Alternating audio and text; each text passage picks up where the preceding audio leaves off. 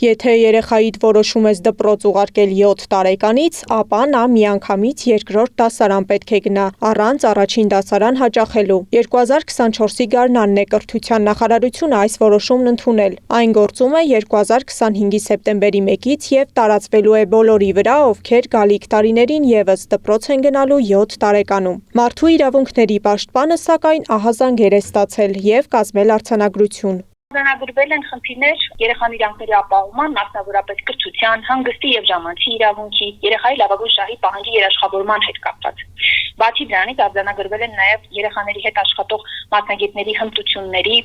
աշխատանքի ընթացքում կիրառվող մեթոդաբանության դիտանկյունից նաև կարողությունների հետ կապված խնդիր։ Կրթության, գիտության, մշակույթի և սպորտի նախարարությունը իրավական այս փոփոխությունը նախաձեռնել է, քանի որ արձանագրել է. ծնողները երեխաներին դպրոց ուղարկելու գործընթացը ձգձգում են, ինչ-ինչ պատճառներով։ Դպրոց ուշ հաճախող երեխաների խմբում առավել մեծ թիվ են կազմում արական սեռի երեխաները, ինչը վկայում է այն մասին, որ դպրոց ուշ ուղարկելը որոշ ծնողներ դիտարկում են հետագա զինվորական ծառայության հարցն ինչ-ինչ եղանակներով կարգավորելու համատեքստում։ Եթե նախորդ տարիներին մոտ 3000 աշակերտ էր ուշ հաճախում դպրոց, այս տարի այդ թիվը կրճատվել է, հասնելով 777-ի։ Կրթության, գիտության, մշակույթի և սպորտի նախարարության նախաձեռնած իրավական կարգավորումը ծնողներին դրդում է երեխաներին 6 տարեկանում ուղարկել դպրոց, իսկ այն երեխաները, որոնք տարբեր պատճառներով 7 տարեկանում են առաջին անգամ դպրոց գնում, երկարօրյա դասերի, հավելյալ պարապմունքների պատճառով տուժում է նրանց հանգստի և ժամանցի իրավունքը։ Միանգամից երկրորդ դասարան հայտնված երեխաները պետք է հասցնեն յուրացնել առաջին դասարանի ծրագիրը։ Նախարարության որոշումը, ինչպես ես նշեցի, անիրագործելի է։ Եթե դուք անգամ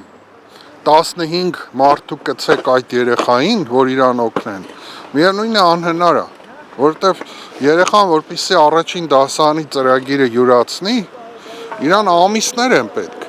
բայց մյուս կողմից դուք չեք կարող դադարեցնել երկրորդ դասարանի ծրագիրը, որտեղ նա էլ զուգահեռ է գնում։ Թիվ 177 դպրոցում այս տարի ընդունվել է 4-7 տարեկան երեխա, միանգամից երկրորդ դասարան։ Այստեղ լուրջ խնդիրներ հիմնականում չեն առաջացել, քանի որ նախնական աշխատանք է տարվել ծնողների, դպրոցի և աշակերտների հետ։ Միակ դժվարությունը եղել է երեխաների ուշադրության կենտրոնացումը։ Ամբողջ դժվարությունը հանդիսացել է ոչ թե շփման հմտությունների հետ, որովհետև մեր դասվարները շատ վարպետորեն կարողացել են դա իրականացնել, այլ ճանաչողականի մեջ, այսինքն երեխան ավելի ուշադրությունը կենտրոնացնելու խնդիր է ունեցել եւ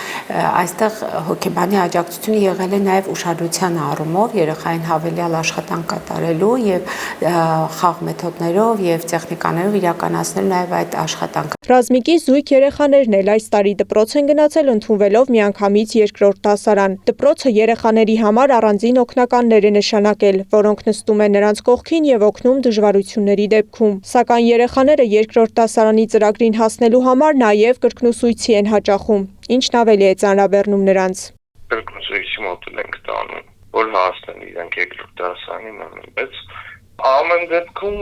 միանգամից շատ մեծ ծանրաբեռնվածություն է ավելի իրենց վրա։ Բայց էլ եմ ասում, դպրոցի անձնակազմը, կոնկրետ 177 դպրոցի անձնակազմը չոտքորում իրենք շատ օգնեցին, էլի որպեսզի հասնեն երեխաները իրենց։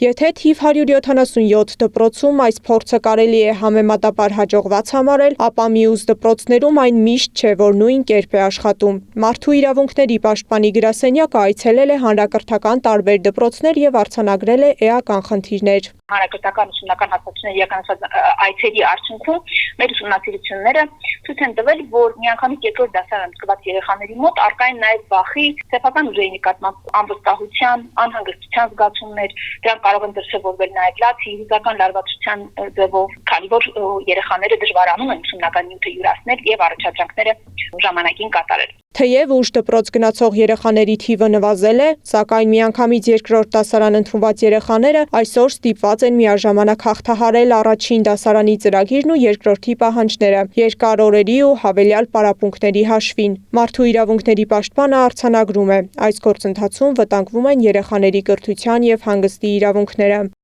Սեդակ Յուրեղյան, Նորայր Հակոբյան, Մհեր Դավթյան, Գեղամ Ղազարյան, ABC Media։